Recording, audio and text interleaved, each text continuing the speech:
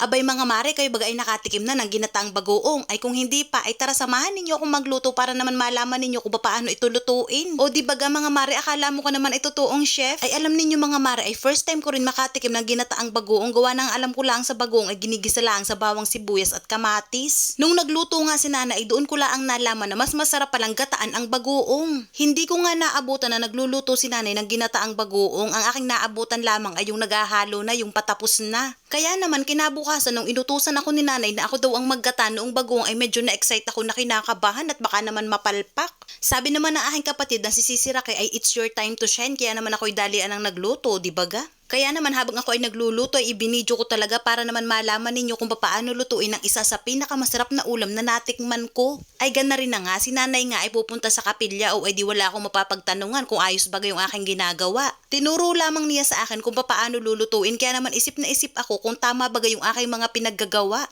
Naggisa nga lamang ako ng bawang, sibuyas at kamatis, diyan ko nga ginisa sa isa sa pinakapaboritong kawali ni Nanay. At nung magisa ko na nga ay inilagay ko na aring bagoong. O kung may bagoong kayong ganyan sa bahay ay gawin nyo ng ginataan. Talaga namang mga mare, makakalimutan ninyo ang salitang diet, promise. Paubos na nga yaan, kaya naman nilahat ko na. Pagkatapos nga ay nilagyan ko pa yaan ng gata para kalungguhin, para baga masaid yung laman. Naglagay nga lamang ako ng kaunting betchin, pagkatapos nga ay hinalo-halo ko na. Pagkatapos ko namang halu-haluin ay saka ko naman inilagay yung gata. Ari nga mga mare ay yung unang gata. Hindi nga tayo mga mare maglalagay ng pangalawang gata. Unang gata lang talaga ang ating gagamitin. Hinalo-halo ko nga lang yan mga mare at talaga naman ako medyo nangali kakahalo. Ay wala naman akong mapagtanungan kung pwede bagang pabayaang hindi yun hinahalo. Kaya naman ang naisip ko ay hahaluin ko na lamang hanggang sa lumapot yung gata. Katamtamang apoy lang naman ang aking ginamit, kaya nga lang nasa isip ko ay baka baga naman masunog yung gata kapag hindi ko hinalo-halo. Hinintay ko nga lang yan mga mare hanggang sa lumapot, pagkatapos ay pinatay ko na yung apoy.